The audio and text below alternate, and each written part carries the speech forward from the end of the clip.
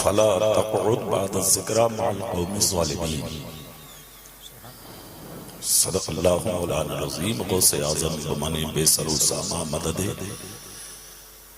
क़िबलाए दी मददे काबे इमाम मददे बकरता बेबला उफ्ताद कश्ती मदद कुन या मुईनुद्दीन चिश्ती मदद कुन या मुईनुद्दीन चिश्ती मदद कुन या मुईनुद्दीन चिश्ती क़ादिरी अमना रहे या गौसे आज़म भी ज़नम दमज़े शेख अहमद रजा खां कुतुब आलम भी ज़नम तेरी सरकार में लाता है रजा उसको शफी जो मेरा गौस है लाडला बेटा तेरा।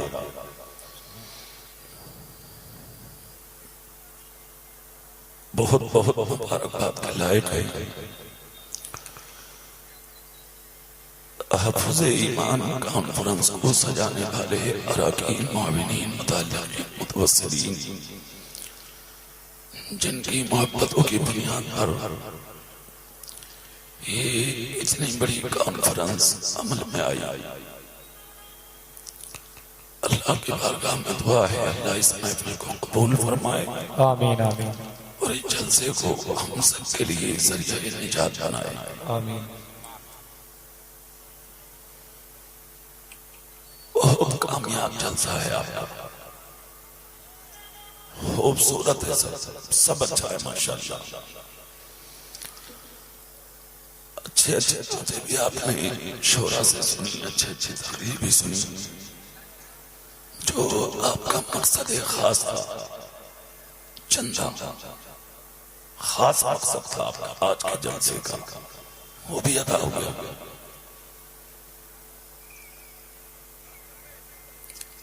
इस महफिल में कुछ समझ में आया हो आपके, अल्लाह सुनने से कहीं ज्यादा अमल की तौफीक अता फरमाए। आमीन आमीन। एक चीज का ध्यान रखें, सिर्फ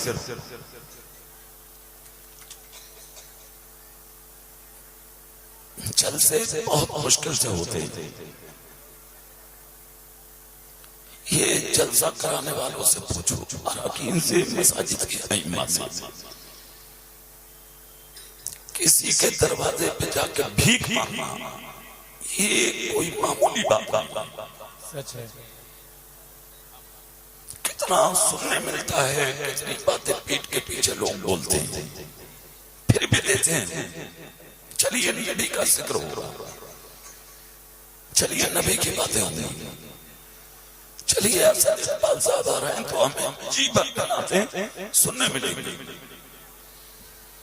अगर हमारा टाइम सभी चीजों ऐसे ही बिला बुद्धि की चीजों में चला जाए, तकरीर में ना मिले, बात भी ना मिले, तो फिर जलसे का मकसद फौत हो गया।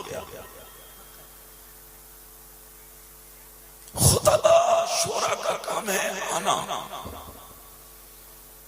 उनको वक्त पर बैठाना, सुनना, ये आपकी जिम्मेदारी है। गिरदो नवा के लोग जो सैकड़ों मील का सफर करके आते हैं, वो कुछ सुनने आते हैं। मैं भी इतनी दूर से कुछ सुना नहीं आया था आपको, सुनाऊंगा जो मुझसे होगा। अच्छा लगता कि सारे लोग मेरे भी हिस्से में आते, ये अफसोस रह जाएगा। मगर चूंकि आना मेरा काम था, काम लेना ये आपका काम था, नहीं ले सके आप। एक काम करें, सारे लोग मिलकर दुरूद शरीफ पढ़ें बारगाह नबी में। अल्लाह रब्बा मुहम्मद सल्लल्लाहु अलैहि वसल्लम अला अल्लाह रब्बा मुहम्मद सल्लल्लाहु अलैहि वसल्लम नानो इबादु मुहम्मद सल्लल्लाहु अलैहि वसल्लम सलातु व सलामुन अलैका या रसूलल्लाह।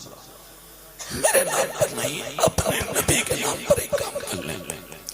जो लोग इधर बैठे हैं ना कुर्सियों पे, सिर्फ आधे घंटे के लिए इधर आ जाएं आप, सिर्फ आधा घंटे की बात है। अपने नबी के नाम पर मैं वालों 5 मिनट 10 मिनट के लिए इसकी सेटिंग सही कर लो, सिर्फ 10 मिनट के लिए। उसके बाद जैसे जी चाहे बजाते रहना, ठीक है? 10 मिनट इको कम, आवाज फुल। जब कोई नात पढ़े तब इको दो, है ना? मगर आवाज तो बढ़ाओ, इसकी आवाज फुल दो, कुछ नहीं होगा, फुल आवाज दो। थोड़ा सा इको बढ़ा के आवाज फुल दो। आ सकते हैं आप लोग उठ के इधर, मैंने आपको बुलाया है। अभी तो आप हाथ उठा रहे थे, जान दे देंगे नबी के नाम पर। है रे यार, अच्छी बात है। देखिए ये भाई कोई सो रहे हैं, इनका हाथ पकड़ के ले आओ, कोई साथ उठाओ, हो सके तो उठाओ, ले आओ, कह दो सुबह हो गई, सहरी खा लो, सहरी का वक्त खत्म होने वाला है, 5-10 मिनट बाकी है, आ जाओ। जी लगा के सुभान अल्लाह बोलेंगे आप। सुभान अल्लाह। अफसोस तब होता है कि जब लोग दीन की बात सुनने के लिए भी उठना नहीं चाहते, यही तो कमी है। फिर आदमी भीख मांग रहा, अरे मौलाना साहब समझ में नहीं आ रहा, वक्त बदल गया, दौर बदल गया, पहले के मामला बहुत अच्छे थे, आज तो पिट रहे हैं, मारे जा रहे हैं, गालियां दी जा रही हैं, कभी ट्रेनों में, प्लेनों में, बसों में, रोडों पे इधर उधर मॉब लिंचिंग हो रही है, गालियां दी जा रही हैं, बहन बेटियों की इज्जतें लुट रही हैं। अपने सीने में झांक के देखा कि तुम क्या थे और क्या हो गए। एक वक्त होता कि हाथ पे चिराग लग के तुम ढूंढते थे कि कोई आलिम दीन मिले तो हम उससे मुस्तफा की बातें सुन लें, ढूंढते थे तुम। आज तो कस्बों में, देहातों में, करियों में, इधर उधर जिस तरफ नजर डालोगे लोग आ रहे हैं आपको सुनाने के लिए, आप सुनने तैयार नहीं। हाथ उठवाए जाते हैं, हाथ उठाइए, सुभान अल्लाह बोलिए, माशाअल्लाह बोलिए, इधर कहिए, वो करिए। अजीब हालतें हमने बना ली। लोग ढूंढते थे है कोई आलिम कहीं जो मुझे दीन की बात बता दे, वुजू का तरीका, गुस्ल का तरीका, नमाज का तरीका, सुनन क्या है, वाजिब क्या है, मुस्तहब क्या है, फराइज क्या है। ढूंढते थे लोग, नहीं मिलता था उस जमाने में।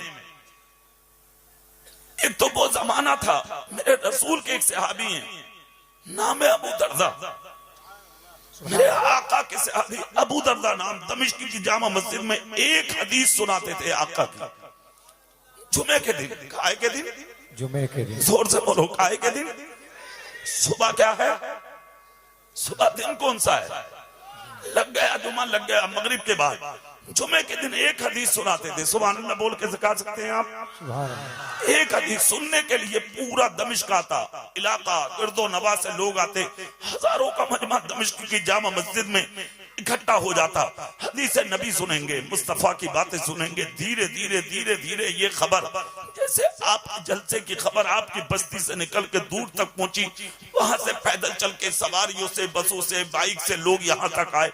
इसी तरह मक्का खबर पहुंची, मदीना शरीफ खबर पहुंची। मदीने शरीफ में जहां अमीरों ने सुना, वहीं पर बिस्तर पर पड़े हुए उस गरीब के कानों में आवाज आई, मेरे रसूल की हदीस दमिश्क में सुनाई जाती है। हर जुमे को बिस्तर पर 6 महीने से बीमार पड़े थे, 8 दिन से कुछ खाया नहीं था, पेट पर कपड़ा बंधा हुआ था, बेटियां भूख की वजह से तड़प रही हैं, बेटे भूख की वजह से तड़प रहे हैं, बीमार घर में पड़ी है बीवी, खुद भी बिस्तर पर पड़े थे, लागर थे, नकाहत का पसीना पेशानी से टपक रहा था, मगर गोशे समाज से आवाज टकराई।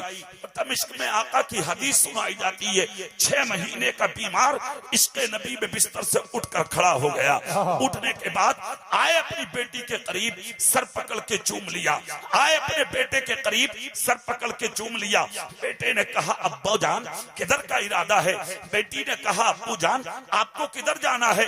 बीवी ने बीमार शोहर को उठा देखा, कदमों को पकड़ कर कहा, मेरे सरताज रुकिए तो सही, समझ में नहीं आता, 6 महीने से बिस्तर पर पड़े हैं, कैसे उठ गए? आंख में आंसू है, सर पे पसीना है।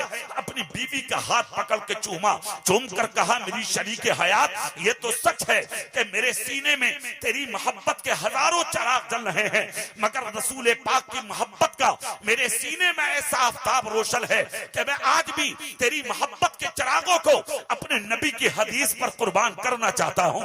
अल्लाह अल्लाह करे ईमान बीवी, सब्रो इस्तक़लाल का मुजस्समा बीवी, कनीज़े फातिमा बीवी ने जब इतना सुना तो सुनकर तड़प गई। आंख से आंसू मोती बनकर जमीन पर आना चाहते थे कि शोहर ने बीच में पकड़ लिया हथेली पर, कहा, मेरी बीवी रोने की बात क्या है? कहा, मेरे सरताज वजाहत करें, सही बात बताएं, बात क्या है? कहा, मेरी बीवी सुन, मेरे रसूल की हदीस सुनाई जाती है दमिश्क दमिश्क में, पता नहीं उस हदीस में आका की जिंदगी का कौन सा रुख छुपा होगा, पता नहीं उस हदीस में आका ने उम्मत को क्या सबक दिया होगा, पता नहीं उस हदीस में आका ने उम्मत के दामन में कौन से अनमोल हीरे डाले होंगे। अगर मैं उसे सुने बगैर मर गया तो अफसोस कयामत तक रहेगा। अगर तू इजाजत दे तो वो हदीस में आज भी सुनने की सकत रखता हूँ।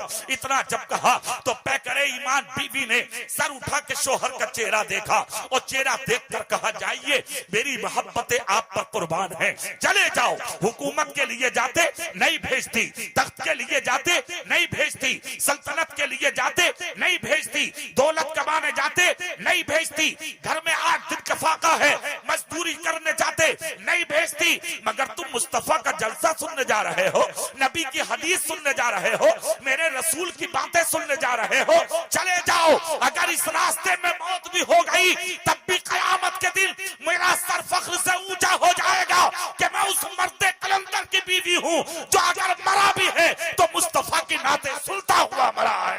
अल्लाह अल्लाह, इतना सुनना था, खुदा की कसम सर पकड़ के बीवी का चूम लिया, अपने घर से निकल कर चले जाते हैं, आके दरवाजे पे खड़े हो गए। एक तरफ बेटी रो रही है, एक तरफ बेटा रो रहा है, और इधर पैकरे ईमान बीवी ने अपने दुपट्टे में हाथों को छुपाया, रब की बारगाह में अर्ज करती है, ए परवरदिगार, बीमार शोहर का कदम निकालना उसका काम था, मंजिल तक पहुंचाना तेरा काम है, हदीस सुनवाना तेरा काम है। दरवाजे पर खड़े नजर उठा उठा के देख रहे हैं, घोड़ा मिलेगा बैठकर दमिश्क जाऊंगा, ऊंट मिलेगा बैठकर दमिश्क जाऊंगा, कोई साथी मिलेगा उंगली पकड़ कर दमिश्क जाऊंगा। सुबह से दोपहर हो गई, कोई घोड़ा ना मिला, कोई ऊंट ना मिला, कोई साथी ना मिला, उंगली पकड़ के चलने वाला ना मिला। मुश्किलों ने कहा रुक जा, परेशानियों ने कहा रुक जा, बीमारियों ने कहा रुक जा, फाका कशी ने पांव की बेड़ियां बन के कहा रुक जा, हालाते मदीना ने हाथों की हथकड़ी बनकर कहा रुक जा, मगर मुस्तफा का इश्क बोला ना ना निकल जा, इसलिए कि तुझे कामयाबी बिस्तर पर लेट कर नहीं मिलेगी, अगर कामयाबी मिलेगी तो मुस्तफा की हदीस सुनने से मिलेगी। अल्लाह अल्लाह, मेरे रसूल का बीमार गुलाम पैदल चल दिया। सुभान अल्लाह, सुभान अल्लाह। जोर से, पीछे वाले भी हाथ उठा के बोलो जोर से। ज्यादा लंबी तकरीर नहीं है, दिल से सुन लो थोड़ी देर। पैदल चल दिया मुस्तफा का गुलाम, जैसे ही कदम निकाला पैर टगमगाने लगे। कई दिन का फाका था, लागर था, नहीफ था, कमजोर था, नकाहत का पसीना पेशानी से टपक रहा था, मगर चलता रहा, सफर करता रहा। शेर मिलते रहे मगर रास्ता बदलते रहे, चीते मिलते रहे रास्ता बदलते रहे, भेड़िए मिलते रहे रास्ता बदलते रहे, अजदहे मिलते रहे रास्ता बदलते रहे। तुम कुत्तों से डर जाते हो, तुम गीदड़ से डर जाते हो, तुम बिल्ली से डर जाते हो, तुम चचूतर से डर जाते हो, क्यों? तुम्हारे ईमान कमजोर हैं। तुम तो वो कौम हो खुदा की कसम जिनको देख करके शेरों ने रास्ते बदले हैं, जिनको देख करके शेर भेड़ियों ने रास्ते बदले हैं, जिनको देख करके चीतों ने रास्ते बदले हैं। तुम तो वो हो हजारों की सफों में अगर मुस्तफा सफर करते करते सीमा आई दमिश्क की। दिन निकला, रात मुकम्मल हुई। जैसे ही रात मुकम्मल हुई तो एक बच्चे से मुलाकात हुई। कहा बेटा ये जमीन क्या है? कहा दमिश्क। कैसे आए हो? कहा नबी की बातें सुनने। कहा किस्मत वाले हो। कहा क्यों? बोले तुम्हें आज हदीस तो मिलेगी, दिन जुमे का भी मिलेगा। दिन जुमे का है। कहा अच्छा। थोड़ी देर के लिए वही कयाम किया, थके हुए थे, आंख लग गई, आंख खुली, फिर से भागे दमिश्क की तरफ। आया बस्ती करीब, कहा लोगों जामा मस्जिद कहाँ है? कहा सामने दरवाजा जामा मस्जिद का है। फौरन मस्जिद में कदम रख दिया। गर्दो गुबार में अटा हुआ है गुलाम, पाँव में जूती नहीं, बदन पे फटा हुआ कुर्ता है, सर पे टूटा हुआ अमामा है। दुनिया कह रही है गरीब जा रहा है, दुनिया कह रही है मुफलिस जा रहा है, दुनिया कह रही है फकीर जा रहा है, मगर जानते हो आप ऐसे लोगों की कीमत क्या होती है? आज तो तुम भी अमीर उसी को कहते हो जो घोड़ों पर चले, जो कारों में चले, जो एयर कंडीशन रूम में रहे, जिसके पास बैंक बैलेंस हो। आप भी उसी को अमीर कहते हैं। नहीं नहीं, अपनी हकीकत को पहचानो। अमीर कौन है जानते हो आप? मदीने की धरती पे एक जनाजा उठा, जोर से जनाजा उठा है मदीने में, मेरे सरकार उस जनाजे में शरीक हुए। जब उनको कब्र में उतारा गया, नबी ने कब्र में निगाह डाली, मुस्कुराने लगे। सहाबाए किराम तदफीन के बाद काशाने से पहले नबी को रोक लिए, अर्ज करते हैं या रसूल अल्लाह, हमारी जाने अपने नबी के चरणों में कुर्बान। सरकार ये बताइए, आज तक हमने कब्र में आपको मुस्कुरा के यानी देखता हुआ किसी को नहीं देखा। सरकार आज मुस्कुराता हुआ देखा है आपको, क्या देखा आपने? मेरे सरकार फरमाते मदीने वालों, तुम नहीं जानते। कहा आका नहीं। कहा आज मदीने का बहुत बड़ा अमीर इंतकाल हुआ है। जब ये कब्र में पहुंचा है ना, तो फरिश्ते आपस में झगड़ रहे थे, मौला इसकी खिदमत को मुझे लगाया जाए, इसकी खिदमत को मुझे लगाया जाए। मैं मरने वाले की तकदीर पर मुस्कुरा रहा था। कहना चाहते थे मेरे आका क्या तकदीर है उस अमीर की। एक शख्स आगे बढ़ के बोला, या रसूल अल्लाह, आपने उसको अमीर कह दिया जिसने जिंदगी झोपड़ी में गुजार दी। आपने उसको अमीर कह दिया जिससे 3-3 दिन के फाके हुए। आपने उनको अमीर कह दिया जिससे पेट भर के कभी खाने न मिला। आपने उनको अमीर कह दिया जिससे पाँव में डालने कभी जूता ना मिला। आपने उनको अमीर कह दिया जिससे जिस्म पर डालने कभी अच्छी कमीज ना मिली। इधर वो बयान कर रहे थे जिंदगी, इधर रो रहे थे मुस्तफा, आंख से आंसू बह रहे थे नबी की। मेरे आका फरमाते हैं, ए मदीने वालों सुनो, अमीर वो नहीं होता जो अच्छे मकानों में रहता हो, अच्छा खाता हो, अच्छा पीता हो, अच्छा पहनता हो, अच्छे जूतों में रहता हो, अच्छी सवारियों में घूमता हो। आका अमीर कौन है? मुस्तफा फरमाते हैं, ए मेरे दीवानों सुनो, सबसे बड़ा अमीर वो होता है जो अपने ईमान की हिफाजत करके कब्र की गोद में चला जाए।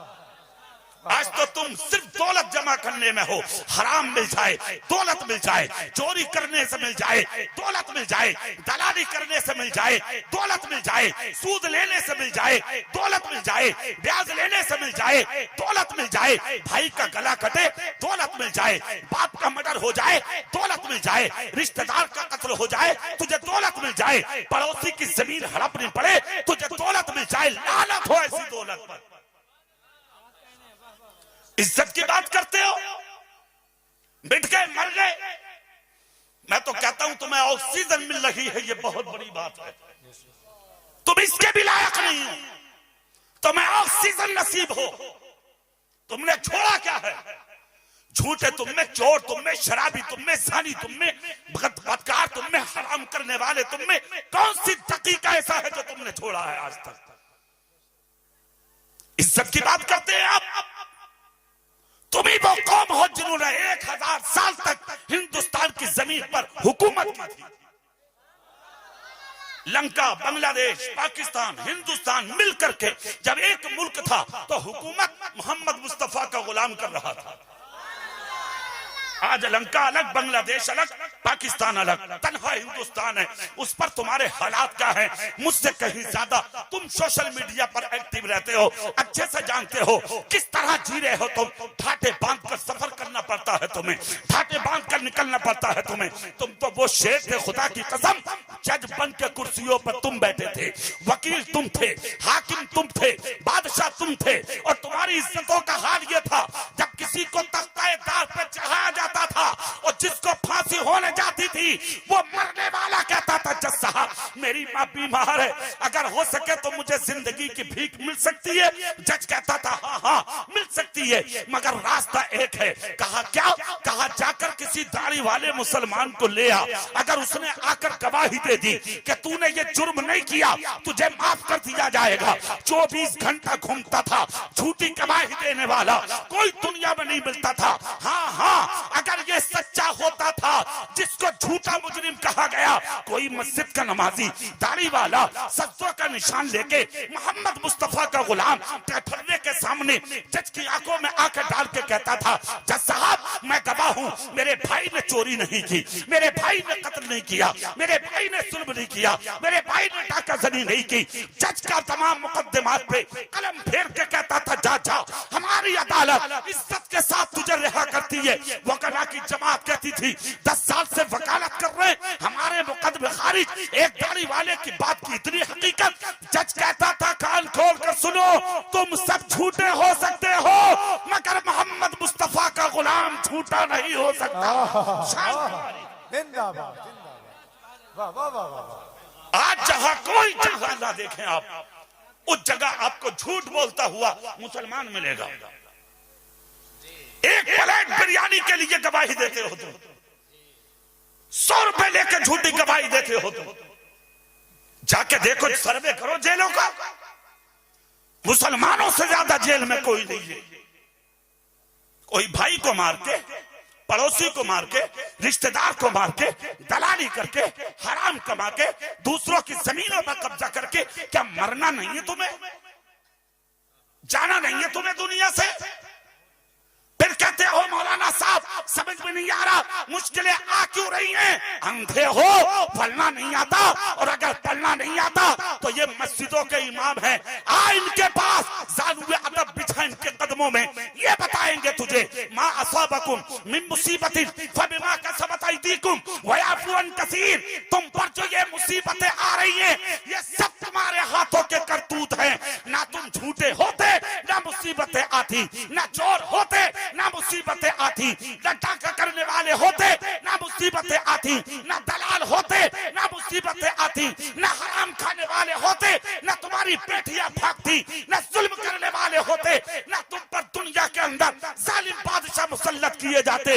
आज से 1500 साल पहले तुम्हारे नबी ने कहा था, जब तक तुम मेरे और मेरे के रास्तों पर कर चलोगे, दुनिया में हुकूमत करोगे, और जिस दिन मेरे रास्ते से हट जाओगे, जालिम बादशाह तुम पर मुसल्लत किए जाएंगे। शिकवा किससे करने जाते हो? पहले तुम सही हो जाओ, सारी दुनिया तुम्हारे लिए बेहतर हो जाएगा।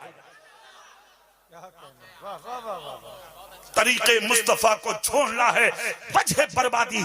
इसी से कौम दुनिया में हुई बेइख्तियार अपनी हमें करनी है। शहंशाह बथा की रजा जोई, वो अपने हो गए तो रहमते परवरदिगार अपनी। इसको कहते हैं आशिक। नबी का गुलाम, पांव में जूती नहीं, सर पे टूटा हुआ मामा, बदन पे फटा हुआ कुर्ता। सुभान अल्लाह बोलेंगे? बोल सकते हैं दिल से? खुदा की कसम चल दिए, जामा मस्जिद में कदम रखा, देखा तो हजारों का मजमा है, हाथ उठाए बैठे हैं, आमीन आमीन की सदा बुलंद है। एक बात और सुने, हुजूर गौसे पाक फरमाते, जहां कोई नेक इंसान दुआ कर रहा, उस दुआ में शरीक होकर आमीन कह दो। अगरचे तुम्हारी जबान इस लायक नहीं, मगर उन आमीन कहने वाले में अगर एक भी सच्चा खड़ा है तो उस एक की वजह से सबकी बिगड़ी बना दी जाती है। सुनिए, जाकर शरीक हो गए दुआ में, आमीन आमीन कहना शुरू, दुआ मुकम्मल। लोग निकल के जाना शुरू हुए। एक का दामन पकड़ के कहा, भाई रुकिए। कहा क्यों? कहा हदीस कब सुनाई जाएगी? जोर से बोलेंगे आप? क्या जज्बा है खुदा की कसम, हदीस कब सुनाई जाएगी? आंख में आंसू थे, हदीस कब होगी मेरे आका की? जिक्र कब होगा मेरे नबी का? बातें कब होंगी मेरे पैगंबर की? इतना जब कहा तो गौर से उस शख्स ने चेहरा पलट के देखा और देखकर कहा, भाई मैं नहीं जानता तुम कौन हो, मगर एक बात सुनो, हदीस तो मुकम्मल हो गई। उसी के बाद में अब दुआ की जा रही है, खुतबा हो गया, हदीस हो गई, अब आने वाले जुमे को आपको हदीस मिलेगी। आज के दिन तो मुकम्मल हो गया। खुदा की कसम ऐसा तड़पा था दीवाना जैसे कि पानी के बाहर मछली तड़पती है। अल्लाह अकबर। इनकी तड़प की अक्कासी मिंबर से बैठे हुए हजरत अबू दर्दा ने समझ ली। खुदा की कसम, दीवाने को दीवाना जानता है, आशिक को आशिक जानता है, गुलाम को गुलाम जानता है, परवाने को परवाना जानता है। हजरत अबू दर्दा ने जब इनका मचलना देखा तो उंगली का इशारा किया मिंबर से, कहा लोगों रास्ता दो, मैं आने वाले से मुलाकात करना चाहता हूँ। बीच में से फट गए हजारों लोग, मिंबर छोड़ दिया। हजरत अबू दर्दा ने, कौन है अबू दर्दा? मेरे रसूल के सहाबी हैं, और जानते हो सहाबी का मर्तबा क्या है? सारी दुनिया के मोमिनीन एक तरफ, सारी दुनिया के मोकिनीन एक तरफ, सारी दुनिया के सिद्दीकीन एक तरफ, सारी दुनिया के शोहदा एक तरफ, सारी दुनिया के सालेहीन एक तरफ, सारी दुनिया के अक्ताब एक तरफ, सारी दुनिया के अगवास एक तरफ, सारी दुनिया के अब्दाल एक तरफ। इन सबके मकाबो मरातिबो मनसबो मनाकिब को तराजू के एक पल्ले में रखें और एक सहाबी का मर्तबा तराजू के एक पल्ले में रखें, तो इन सबके मनसबो मरातिब से बढ़कर मुस्तफा के एक सहाबी सहाबी का मर्तबा होता है, खुदा की कसम। मगर आज कौन कुर्सी छोड़ता है अपनी? असद भाई, कुर्सी का ही तो सब झगड़ा है। कौन किसके लिए उठता है आज? कौन किसके लिए मसला छोड़ता है आज? शागिर्द उस्ताद को देखकर उसके अदब के लिए नहीं उठता। मुक्तदी अपने इमाम की ताजीम करने तैयार नहीं। एक जुमला बोल रहा हूं, जलसे में सुन के जाना। जिस दिन अपने उलमा को सर का ताज समझने लगोगे तो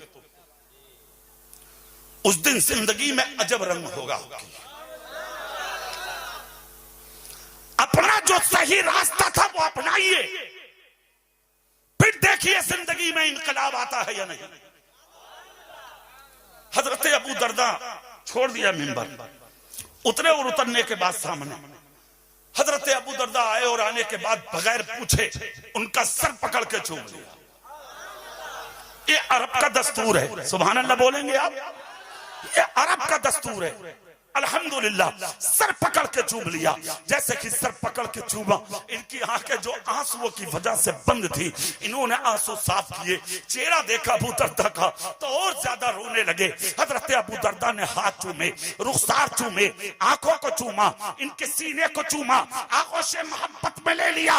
सारा मजमा देख रहा है, आखिर ये आने वाला है कौन? पाँव में जूता नहीं, फटा हुआ कुर्ता, टूटा हुआ अमामा, गर्दो गुबार में अटा हुआ इसका जिस्म, और अबू दरदा सीने से लगाए हुए हैं। कौन है ये मर्दे कलंदर? अब जुमला सुनिए। हजरत अबू दरदा चूमते रहे, उसके बाद सीने से लगा के मसलते रहे। बहुत देर के बाद सीने से हटा के बोले, जल्दी बता तू कौन है और कहां से आया है? खुदा की कसम, मुझे तेरे जिस्म से मेरे रसूल के मदीने की खुशबू आ रही है। अल्लाह अल्लाह, इतना सुनना था।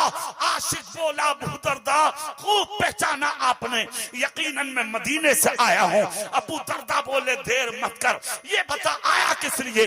कहा, मैंने सुना था आप मेरे नबी की हदीस सुनाते हो, हर जुमे को सुनाते हो। कहा हाँ। कहा, उसी को सुनने मदीने से पैदल चल के आया हूं। 6 महीने का बीमार हूं, घर में 8 दिन का फाका है, मेरी बेटियां रोती रह गई। नबी की बातें सुनने पहुंचा था, मगर ये मेरी किस्मत कि मैं नबी की हदीस सुन ना सका। अबू दरदा, क्या मैं इस लायक नहीं हूं? क्या मेरे मुकद्दर में नहीं है? अबू दरदा सर चूम के बोले, रोबे मत, परेशान मत हो, आइंदा जुमा मिलेगी। कहा, क्या गारंटी है कि मैं जुमे तक जिंदा रहूंगा? खुदा की कसम, अबू दरदा बोले, अगर दुनिया से चले भी गए तो तुम उस मजहब की चाहत दीवारी में जिंदगी बसर करते हो जहां इंसान को अच्छी नियत पर भी अजर मिलता है। आप अच्छी नियत करके घर से निकले हो, कयामत के दिन जब कब्र से उठोगे तो तुम्हारा हश्र हदीस सुनने वालों के साथ किया जाएगा। ए जलसे में आने वालों, खुद फैसला करो। जो इरादा करके घर से निकल जाए, जलसा ना मिले, जब उसके मर्तबे का ये आलम है, तो जो रात भर बैठकर नबी की नाते सुन ले, उस मुसलमान के मर्तबे का हाल क्या? नारे तकबीर, नारे रिसालत, उलमाए अहले सुन्नत, तहफ्फुज़े ईमान कॉन्फ्रेंस, हर सहाबिये नबी जन्नती जन्नती। मेरे भाई, जलसों को तमाशा मत बनाइए, इनको टहलने की जगह मत बनाइए, इसको तफरीगाह मत बनाइए, जलसों में मजे के लिए मत आइए। खुदा की कसम, दुनिया तुम्हारा मजाक कर रही है।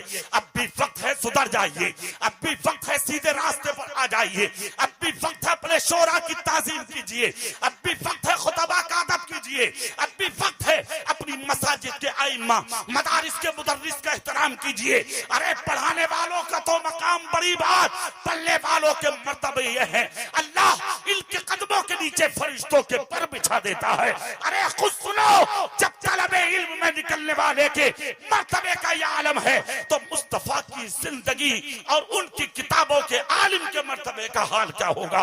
अदब करें आप इनका। जब आप इनका अदब करेंगे तो फिर सही रास्ते पर आएंगे, और जब सही रास्ते पर आएंगे फिर आपके ईमान और अकीदे की हिफाजत होगी। आज आपने कभी सीने में झांका, आज अकाईद का जो शिरादा बिखर रहा है, ईमान में जो कमजोरी है, उसकी बुनियादी वजह क्या है? कभी गौर किया आपने? कभी सोचा आपने? क्यों नहीं सोच रहे हैं आप? माल वाला देख के बेटी दे दी आपने, नेता देख के बेटी दे दी आपने, ना अकीदा देखा, ना मजहब देखा, ना खानदान, कुछ भी नहीं देख रहे हैं, दे दिया बेटी को तुमने। कौन कहां खाता है तुम्हें तमीज नहीं, कौन कहां पीता है तुम्हें तमीज नहीं, कौन किससे रिश्तेदारी करता तुम्हें तमीज नहीं। शर्म नहीं आती तुम्हें? जानते हो ईमान कहते किसे हैं? सुभान अल्लाह बोले। मैं एक बात बता दूं, उम्मे हबीबा मेरे सरकार की एक बीवी का नाम है, तुम्हारी और मेरी माँ है। सुभान अल्लाह, सुभान अल्लाह। बेटी अबू सुफियान की है, सरकार के घर में थी उम्मे हबीबा। अबू सुफियान के जहन में एक दिन आया, ईमान नहीं था इनके पास, कल लाओ मैं अपनी बेटी के घर जाता हूं, मुलाकात तो कर लूं कि बेटी है कैसी, ईमान देखे। ईमान किसे कहते हैं? ये इत्तेफाक था कि मेरे सरकार उस वक्त हुजरे में नहीं थे, उम्मे हबीबा थी। आया बाप, मेरे सरकार का बिस्तर लगा था, अबू सुफियान आके उसी पे बैठ गए। जैसे ही बैठे तो बेटी कितने अदब के साथ बाप के पास आई, कहा अब्बाजान, कहा जी बेटी, कहा उठिए। बाप ने सोचा कि बिस्तर बोसीदा है, दूसरा लाकर डालेगी, उठकर खड़े हुए, बिस्तर को तय बनाया उम्मे हबीबा ने, तुम्हारी और मेरी माँ ने, सरकार की ज़ौजा ने। खुदा की कसम बिस्तर उठाने के बाद में अंदर रखा और उसके बाद कहा कि अगर चाहे तो बैठ जाएं, वरना इजाजत है चले जाएं। क्या कहने, वाह वाह वाह वाह वाह। इतना जब कहा तो अबू सुफियान ने ताज्जुब की नजर से देखा कि बेटी तो मेरी है ना। कहा जो समझो। कहा मतलब? कहा बीवी इमामुल अंबिया की। सुभान अल्लाह। कहा बेटी बिस्तर कैसे उठा? कहा सुनो अब्बा जान, ये बिस्तर पाक है और तुम नापाक।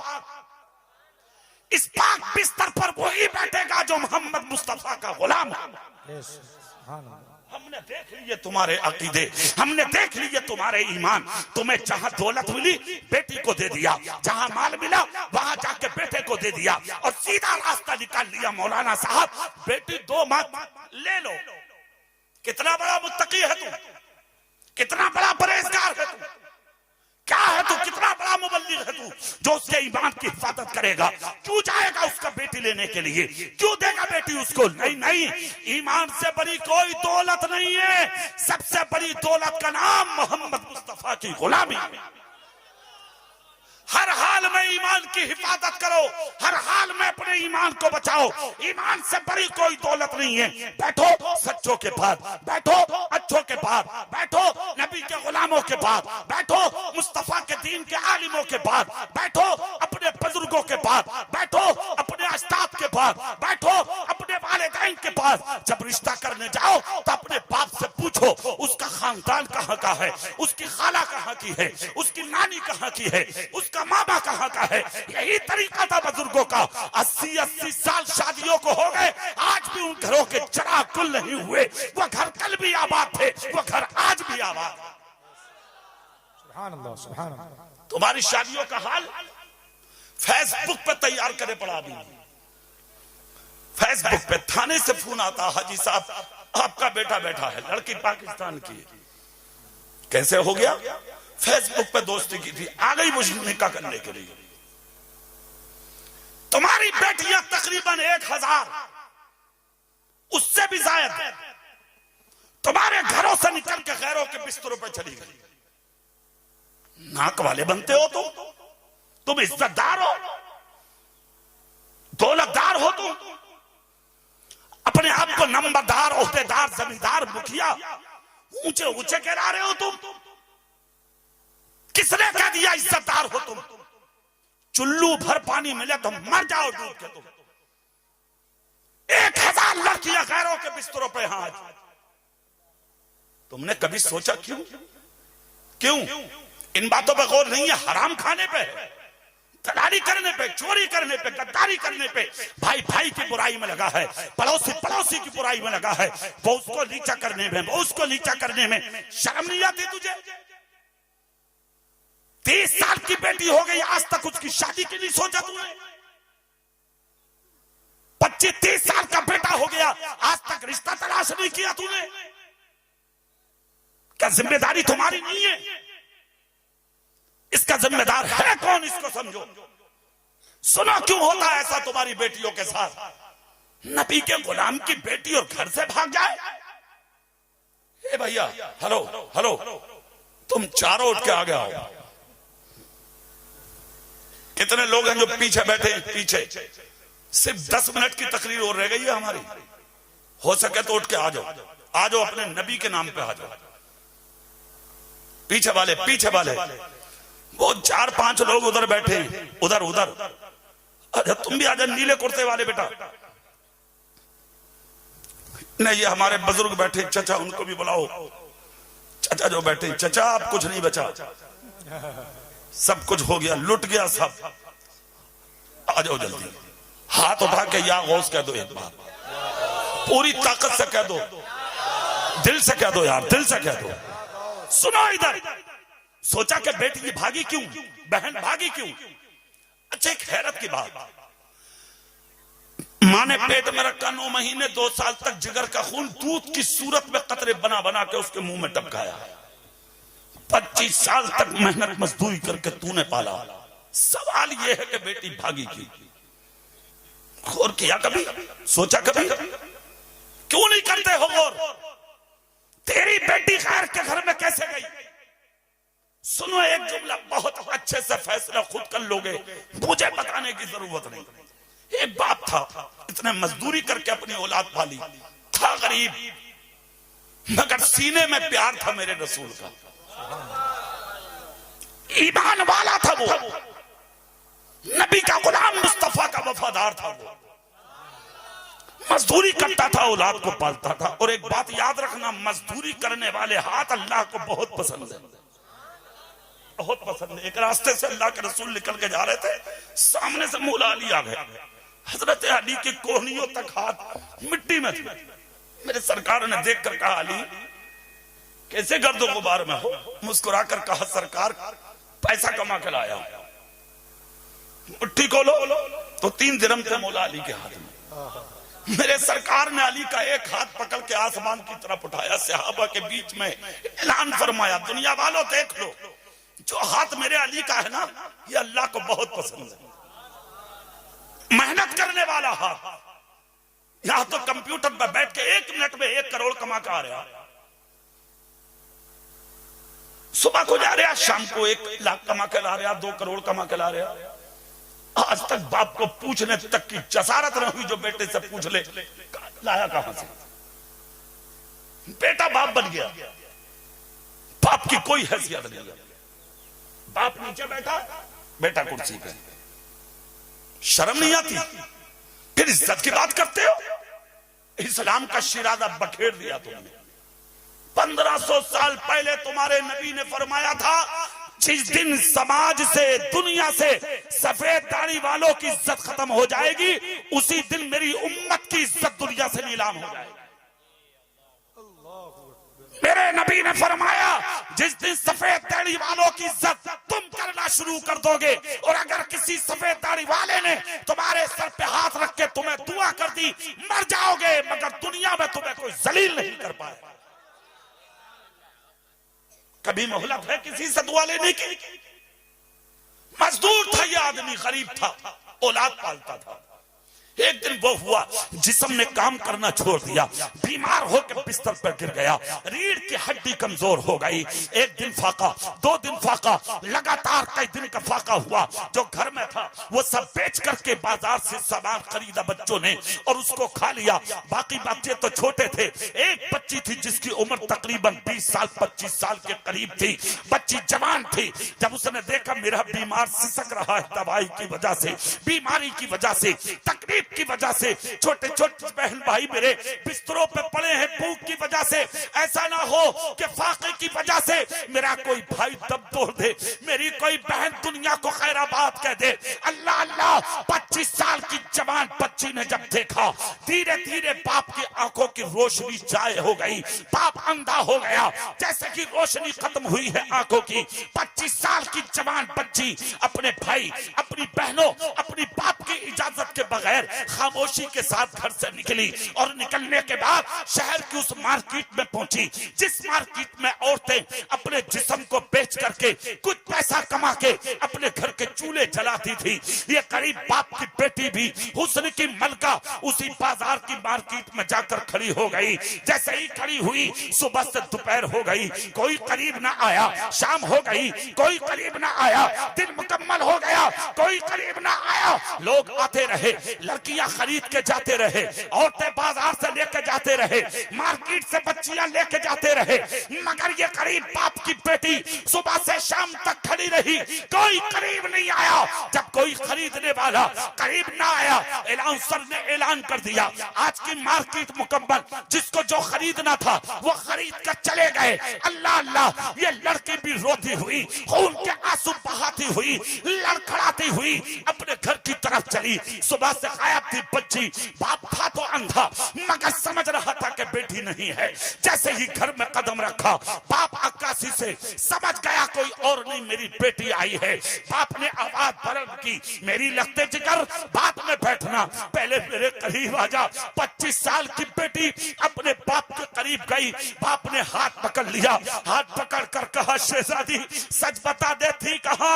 इतना जब कहा 25 साल की बच्ची ने कहा अब्बा जान मुझे माफ करना, आपकी इजाजत के बगैर आज मैं घर से निकल गई। कहा बेटी बोल थी कहा। सर रख दिया बाप के हाथों पर, सर रख कर कहा अब्बा जान मजदूरी करने में कोई कसर न छोड़ी, मेहनत करने में कोई कसर न छोड़ी। आपने मेहनत कर करके हमें जवान कर दिया। आज वो वक्त आ गया, आपकी आंखों का नूर जाय हो गया। आप नाबीना हो के बिस्तर पे पड़े हैं, जिस्म ने साथ देना छोड़ दिया। घर में 8 दिन से चूल्हा नहीं जला। छोटे छोटे बहन भाई भूख की वजह से निढाल हो गए थे। मुझे खतरा महसूस हुआ मेरा कोई भाई दम ना तोड़ दे, मेरे बाप कहीं दम ना तोड़ दे। कहा फिर क्या हुआ बेटी?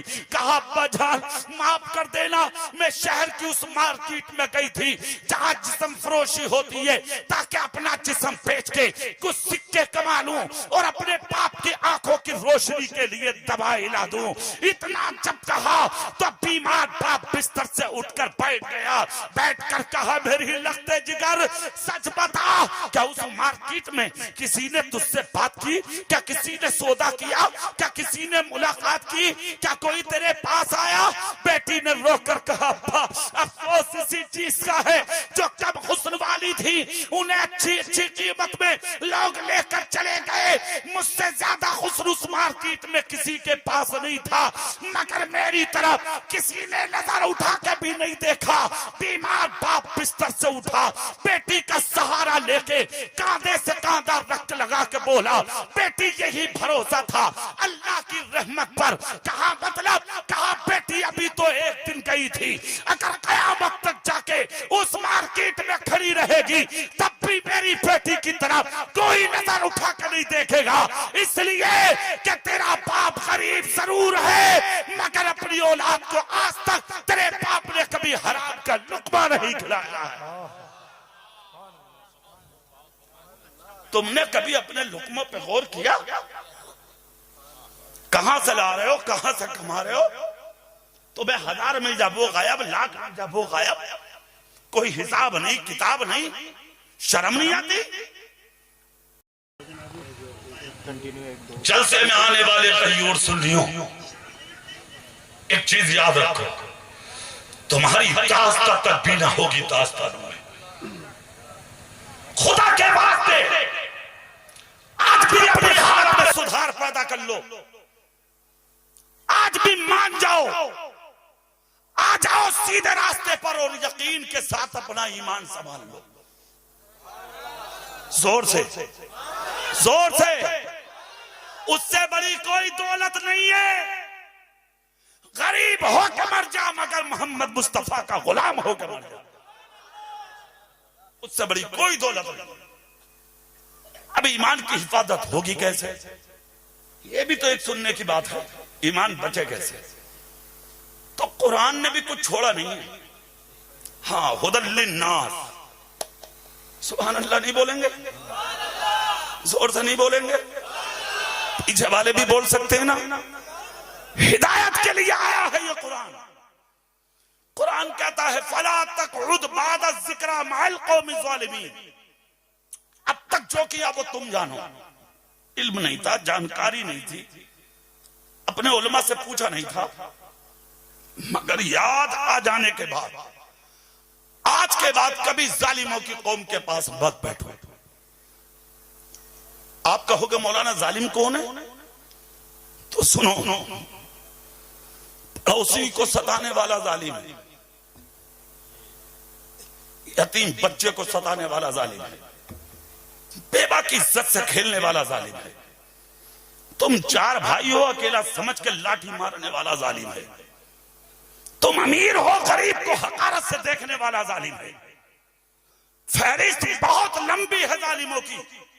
सबसे बड़ा जालिम वो है जो तुम्हारे मेरे नबी की शान में गुस्ताखी करता है। उससे बड़ा जालिम कोई नहीं। उन्हीं से बचना है हमें जिनके ताल्लुक से 100 साल पहले बरेली के मुजद्दिद ने कहा था दुश्मन अहमद पे शिद्दत कीजिए, मुल्हिदों की क्या मुरफ़्फ़त कीजिए, शिर्क ठहरे जिसमें ताज़ीम नबी, उस पूरे मजहब पे लानत कीजिए। कभी मत बैठो जालिमों के पास। आप कहोगे मौलाना ये तो दुनिया है, पास बैठने से होगा क्या? तो कुरान कहता जोड़ के साथ, मोहब्बत के साथ, निस्बत के साथ, अकीदत के साथ, लगाव के साथ कभी जालिमों के पास मत बैठो, बदअकीदा लोगों के पास मत बैठो। दुनियावी तहजीब का जो दावेदार होता है ना, दुनियावी तहजीब का जो यूनिवर्सिटी और उलूम फनून की छोटी छोटी ब्रांचों कॉलेज से निकल के आ रहे नौजवान, आज वो कहते हैं अरे मियाँ मौलाना लोगों के चक्कर में मत पड़ो। जो दुनियादार लोग और जिनके पास दौलत है ना, दौलत, वो तो कुछ समझ ही नहीं रहे। वो कह रहे नहीं नहीं, जहां नमाज हो रही हो पढ़ लो, जहां सजदे हो रहे हैं पढ़ लो, जहां कयाम है वही नियत बांध लो। तेरे बाप की है क्या शरीयत, तेरे बाप का है क्या इस्लाम, तेरे बाप का है क्या कानून। यूनिवर्सिटी का इल्म अपने पास रख, स्कूल का इल्म अपने पास रख, या उलूम फनून की दीगर ब्रांचों का इल्म अपने पास रख और पढ़कर इतना ऊंचा बन जा, इतना ऊंचा बन जा। मैं तो दुआ करता हूं कि तेरा कलम इतना मजबूत हो जाए और इतनी ऊंची कुर्सी पर मुल्क की तू बैठे कि जब किसी गैर का बच्चा अपने कलम के नोक से मेरी मस्जिद के मीनार को टारगेट करे तो मेरी कौम का बच्चा अपने कलम के नोक से गिरते हुए मीनार की हिफाजत कर सके। मगर इसके साथ साथ दीन में उंगली मत कर, इमाम मत बन। तेरा काम नहीं है मसाइल बताने का। मसाइल मस्जिद का इमाम बताएगा, मदरसे का मुदर्रिस बताएगा। तू मत झाड़ ये नेतागर्दी कि जहां हो रही है पढ़ लो। और दूसरी चीज, कुछ चेहरे ऐसे हैं हम लोगों में, सुन लो, वो भी तुम्हें गुमराह कर रहे हैं। उनसे भी होशियार रहना है तुम्हें, बहुत होशियार रहना है। सारी जिंदगी यही करते करते चले गए ताजुल शरिया, बेनकाब कर दिया था उन लोगों को जो आए थे निकल निकल के, जिन्हें जुब्बे वाले अमामे वाले कोई पहचानने वाला नहीं था। तन्हा वाही शख्सियत थी मेरे मुर्शिद ताजुल शरिया की, जिसने आने के बाद जो छुपे चेहरे लिए घूम रहे थे, इनके चेहरों को दुनिया में बेनकाब फरमाया था कि साहब जहां हो रही हो पढ़ लो ना। नमाज का अपना एक मकाम है, नमाज हर किसी के पीछे नहीं होती, नमाज मोहम्मद मुस्तफा के गुलाम के पीछे होती है। इसकी हैसियत को समझो, इसके मकाम को समझो, इसके तकद्दुस को समझो। बहुत अहम इबादत का नाम है नमाज। ये क्या मतलब कि जहां हो रही है वहीं पढ़ लो। अब आप कहोगे मौलाना चलिए, अगर हम किसी के पास बैठ गए या रिश्तेदारी कर ली या लगाव हो गया तो नुकसान क्या है? तो मैं और आप तो क्या है? अल्लाह के महबूब पैगंबर, उलुल अज़्म पैगंबर, जलीलुल कद्र पैगंबर, अल्लाह के प्यारे रसूल हजरत नूह अला नबीना अलैहिस्सलातु व तस्लीम का सगा बेटा था किनान, जो कुफार में बैठा, मुशरिकीन में बैठा, बैठकर मोहब्बत हो गई, लगाव हो गया, जाता रहा, बैठता रहा। हजरत नूह समझाते रहे, बेटे की समझ में नहीं आया। जब नहीं आया अल्लाह की तरफ से जो ऐलान है वो सुनिए। परवरदिगार आलम जल्ला जलालहू व अम्मा नवालहू ने अपने पैगंबर हजरत नूह को कहा, नूह एक कश्ती तैयार करो, चाहने वालों को कश्ती में बैठा लो, फिर बस्ती से निकलो, हमारी कुदरत का करिश्मा देखो। एक जलसा सजाने वालों, जुमले सीने की तख्ती पे कंधा करके ले जाना। हजरत नूह अलैहिस्सलाम ने अल्लाह के हुक्म से कश्ती को तैयार किया। जब कश्ती तैयार हो गई, दावत दी, चाहने वाले बैठे, अकीदतमंद बैठे, उनके गुलाम बैठे, उनके वफादार बैठे, बस्ती वाले बैठे, जो कश्ती में आते थे, सवार होने वाले थे, वो सब हो गए। जब कश्ती बस्ती से निकली और पीछे मुड़ के हजरत नूह ने देखा, खुदा की कसम क्या करिश्मा था। सारी बस्तियां डूबी, सारे शहर डूबे, सारे इलाके डूबे, सारे करिए डूबे, दरख्त डूबे, पहाड़ों की चोटियों तक पानी नजर आने लगा। सिर्फ हजरत नूह की कश्ती थी और वो लोग जो कश्ती में बैठे थे, सिर्फ वो सलामत थे। सब डूब गए मगर बाकिया हजरत नूह के साथ वाले सलामत हैं। हजरत नूह अलैहिस्सलाम ने देखा जहां सब डूब रहे हैं, अहीं हजरत नूह का सगा बेटा भी डूब रहा। हजरत नूह ने अपने बेटे को डूबता देखा। बतकाज़े बशरियत, आपके दिल में औलाद का दर्द होता, बोलो होता कि नहीं? जोर से बोलो। ऐसा करो, मशवरा कर लो, कल को फोन पे इमाम साहब बता देंगे मुझे। अरे बोलो होता कि नहीं? अरे वो तो तुम हो यार, आज के औलाद जिन्होंने अपने बाप और मां को भीख मांगने पे मजबूर कर डाला।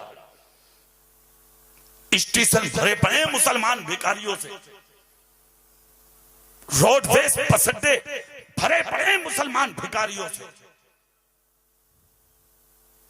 कोई सरदार या पंजाबी भीख मांगता देखा है आज तक? क्या चेहरे पे दाढ़ी उनके नहीं है? सरों पे अमामे उनके नहीं है? जानते हो भिखारी क्यों नहीं बने आज तक वो? उनका जब कोई भाई कमजोर होता है, घर में बैठकर इतनी दौलत इकट्ठी करके उसके हवाले कर देते हैं कि वो दुकान रख के अपने बेटे और अपने बच्चों को पाल लेता है। तेरा भाई अगर बीमार हो तो उसकी जमीन खरीद लेता है, तो उसका मकान खरीद लेता है, तो उसे छोटा करने की कोशिश करता है। एक जुमला दे रहा हूं, उसको सुन लेना, और सीने में अगर जगह बाकी हो तो कहीं रख कर ले जाना, और आजमा भी लेना जिंदगी में। अगर किसी को छोटा करने की कोशिश करोगे, मौत से पहले पहले वो दिन जरूर देखोगे कि अल्लाह तुझे ऐसा जलील करेगा कि दुनिया मिलकर के फिर तुझे इज्जत नहीं दे सकती। मुस्तफा फरमाते, दूसरों का भला कर, तेरा भला खुद ब खुद हो जाएगा। दूसरों का अच्छा कर, तेरा अच्छा खुद ब खुद हो जाएगा। दूसरों के दामन में डाल, खुदा की कसम तेरा दामन सुबह उठेगा तो भरा मिलेगा। ये खबर भी नहीं होगी कि तेरे दामन में डाल कौन गए। सुनो, तुम्हारे माँ बाप भीख मांग रहे हैं आज। 6 महीना शादी को हुए और चूल्हा अलग, बाप अलग, माँ अलग, बीवी के गले में हाथ डाला रेस्टोरेंट में, माँ को सूखी रोटी के टुकड़े नसीब नहीं हो रहे, बाप को ईद के दिन कुर्ता नसीब नहीं होता। सुन्नी मर गए आपस में, तेरा वो पीर मेरा वो पीर, तेरा वो खानका मेरी वो खानका। जाहिल, जानते हो तुम? पता है तुम्हें पीर किसे कहते हैं और खानका किसे कहते हैं? अपने पीर की मोहब्बत में दूसरे फकीर की बुराई, अपने मुर्शिद की मोहब्बत में दूसरे मुर्शिद की बुराई। अरे बेवकूफ जाहिल आदमी, सीने पे हाथ रख के सोच, अगर वो अच्छी खानका से मुंसलिक है तो उस खानका की भी जड़ें बगदाद से मुंसलिक हैं, बगदाद से जाके मिलती हैं। अगर तूने उनके किसी शहजादे पर उंगली उठा दी, तेरी दुनिया और आखिरत दोनों तबाह हो बर्बाद हो। अपना और तेरा मत कर, पीर फकीर सब बराबर हैं। सब बोलो इस पर। मत करो आपस में निफाक खुदा के लिए, मत करो आपस में झगड़े खुदा के लिए। मुत्तफिक हो जाओ, मुत्तहिद हो जाओ, एक सब में आके खड़े हो जाओ। बिरादरी बात खत्म कर दो, ये कौमबाजी खत्म कर दो। तुम तो यार एक जमात हो। कुरान ने कहा नहीं है बिरादरियों में बढ़ गए, ये शेख फकीर तुर्क फला फला फला। कुरान कहता है या अय्युहन नासु इन्ना खलकनाकुम मिन ज़करिन व उन्सा व जअलनाकुम शुऊबन व क़बाइला लितारफू इन्ना अक्रमकुम इंदल्लाहि अत्क़ाकुम। ऐ इंसान, तुझको एक ही मुज़क्कर एक ही मुअन्नस से पैदा किया गया। खानदानों में, कबीलों में, गिरोह में तुमको इसलिए रखा गया लितारफू, ताकि तेरी पहचान हो सके। अब तुम में बड़ा कौन है? इन्ना अक्रमकुम इंदल्लाहि अत्क़ाकुम।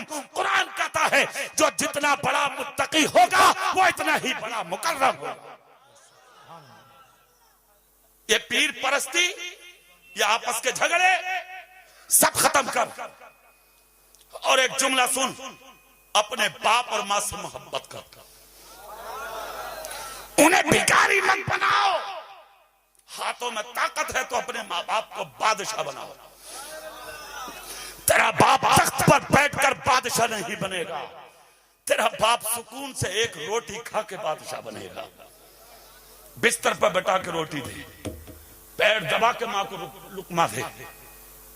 जानते हो मां का मकाम क्या है, बाप का मर्तबा क्या है? हाथ फैला के भीख मांगते हो। दुआ करो हाफिज जी, कारी साहब, मौलाना साहब, मुफ्ती साहब, पीर साहब, याद रख, दुआ के लिए दिल चाहिए, दिल। और दुआ के लिए जो दिल अल्लाह ने तेरी मां के सीने में रखा है, वो दिल किसी पीर के सीने में हो ही नहीं सकता। दुआ कराओ अपने माँ बाप से, फिर आओ अपने पीरों के पास, फिर आओ बारगाहों में इनकी, वहां भी मिलेगा, यहाँ भी मिलेगा। फिर वहीं आ जाओ जो मैं बात बयान किया। हजरत नूह का बेटा डूब रहा था, बतकाज़े बशरियत नजर पड़ी, कहा बेटे आजा। पूरी सोबत का असर था ना दिल में। तुम जो कहते हो क्या होगा बैठने से, नबी का बेटा था, पैगंबर का। कहा बेटे डूब जाएगा, बोले नहीं डूबूंगा। कहा क्या? कहा क्यों? कहा इतने इतने ऊंचे पहाड़ हैं, दरख्त हैं, इन पर चढ़ूंगा, जान बचा लूंगा। हजरत नूह ने कहा बेटे सुन, ना दरख्त बना देंगे ना पहाड़ बना देंगे, अगर आज पनाह मिलेगी तो तेरे बाप की कश्ती में मिलेगी। पूरी सोबत का असर था सीने पे, बोला नहीं आऊंगा। नहीं आएगा, कहा नहीं। खुदा की कसम तारीख इस्लाम के औराक में लिखे हुए हैं ये अल्फाज, पढ़िए आप। नहीं आया बेटा। हजरत नूह अलैहिस्सलाम ने हाथ उठाए, कहा मौला ये मेरा बेटा है। जवाब रब ने दिया, अल्फाज कुरान में हैं, कयामत तक मुतनब्बे करेंगे। सुनो, इन्नहु लैसा मिन अहलिक। ऐ नूह, जिसको तुम अपना बेटा कह रहे हो ना, ये तुम्हारा अहल नहीं है, ये तुम्हारा नहीं है। नबी तो कह रहे हैं बेटा, रब कह रहा तुम्हारा नहीं है। इसका मतलब ये हुआ कि नबी का रिश्ता खानदान की वजह से नहीं होता, नबी का रिश्ता तो ईमान की वजह से होता है। अल्लाह अल्लाह ईमान होगा तब नबी का होगा। सवाल ये है, नबी ने अपना कहा मगर रब ने क्या कहा? तुम्हारा नहीं है। क्यों हुआ उसका ये अंजाम? कुरान कहता इन्नहु अमलुन गैरु सालिह, इसलिए कि ये गलत अमल करने वाला था, और इसका गलत अमल ये था कि ये गैरों के पास बैठा।